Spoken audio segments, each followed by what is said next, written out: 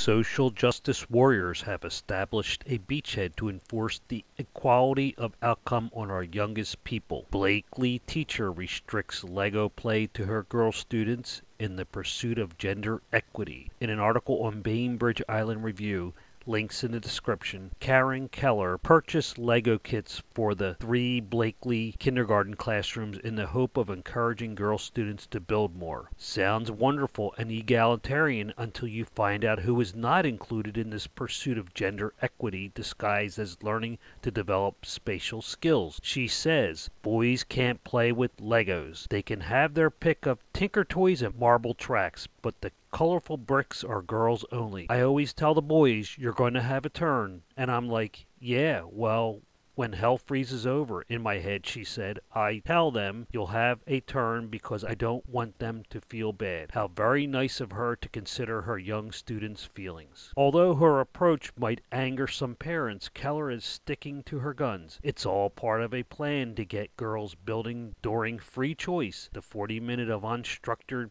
playtime embedded at the end of every school day. Injustice or ingeniousness. For years, Keller, who has taught at Captain Johnston Blakely Elementary since 2008, watched with discouragement as self-segregation defined her classroom. Her boy students flocked to the building blocks while her girl students played with dolls and crayons and staples, toys that offered them little challenge or opportunity to fail and develop perseverance. She did her research and concluded that something had to give. Her girl students were indeed missing out. Play linked to spatial skills. Lego play, Keller found, has been widely attributed to accelerated development, helping children fine-tune spatial and math skills, 2 of the largest areas of cognitive disparity between men and women. Further, female STEM role models are few and far between, and part of the reason for their underrepresentation, Keller believes, are the gender stereotypes women are socialized into from an early age. She faults toy makers for reinforcing those roles.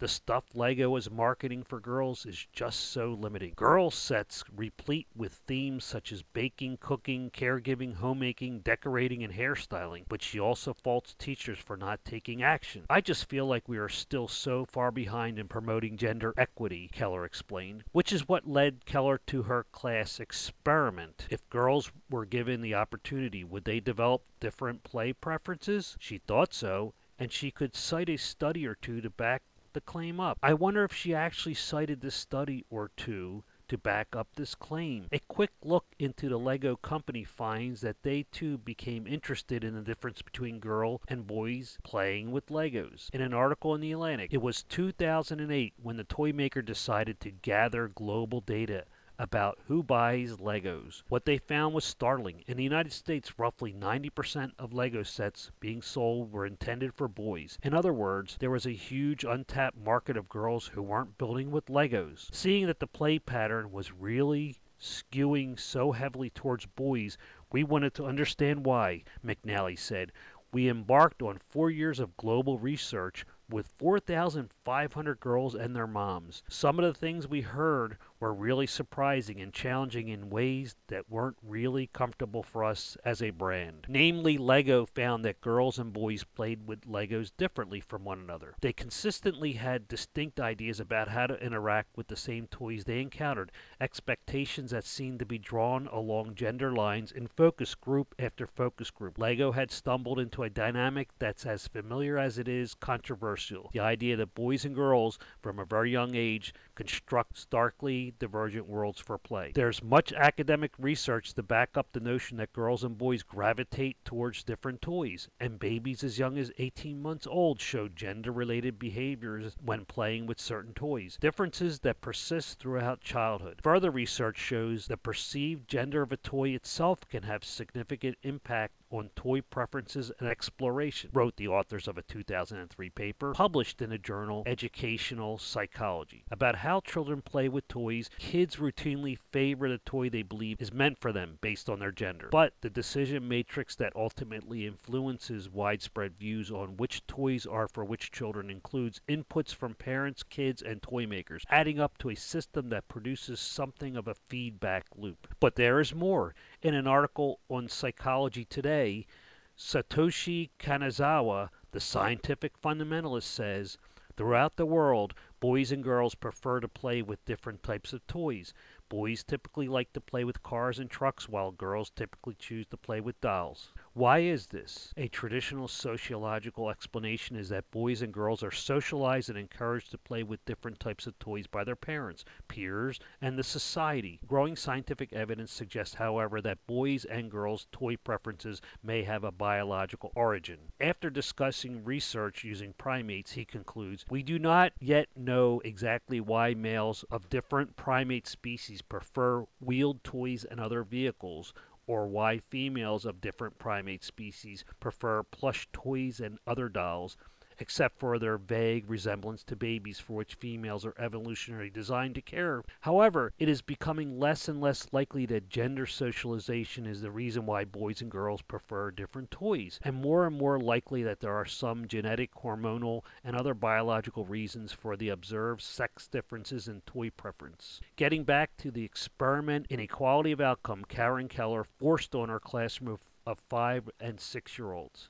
At first, Keller tried enticing her girl students with pink and purple Legos. But it wasn't enough, she said. The girls weren't interested and the boys just expanded their palettes. So this past fall, when Bainbridge Schools Foundation announced its classroom enrichment grants, Keller saw her chance to effect change. She asked for funding to purchase Lego Education Community Starter Kits for 3 Blakely classrooms, writing that while it's not necessary to board up Playhouse and adopt the babies out, concrete steps can be taken to ameliorate the gender gap in the kindergarten and present engaging ways to develop girls' spatial skills. What she didn't tell BSF, however, was that the boys wouldn't get to play with the new 1,907-piece sets. I had to do the girls-only Lego club to boost it more, she explained. Boys get ongoing practice and girls are shut out of these activities, which just kills me. Until girls get it into their system that building is cool, building is what I want to do, I want to protect that.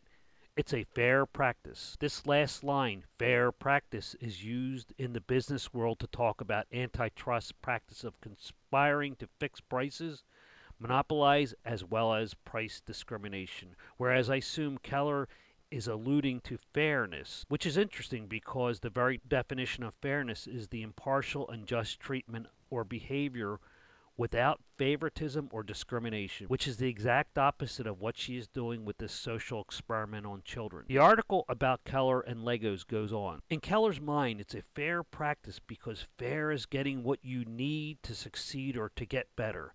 Fair doesn't have to be the same, and she says her kindergartners get that, at least for now. While Keller sees more girls in the building area than before, it's not the norm, she said, so the boys will just have to wait their turn. This is particular scary territory Keller is steering these unwitting children into. What she is deliberately fostering is an atmosphere of inequity. People, especially children, become frustrated and disgruntled over being treated unfairly. You guarantee an undesirable outcome by excluding one gender from certain activity, which is in reality the main complaint of many feminists. The world that the feminist or social justice warrior want to create is inherently unequal. Instead of attempting to create an environment where all the children could have equality of opportunity, which we know is a forbidden word to the SJWs, so for argument's sake, let's just say inequality of outcome, she could have leveled the playing field by making the use of specific toys interesting to the girls. In this case, the Legos.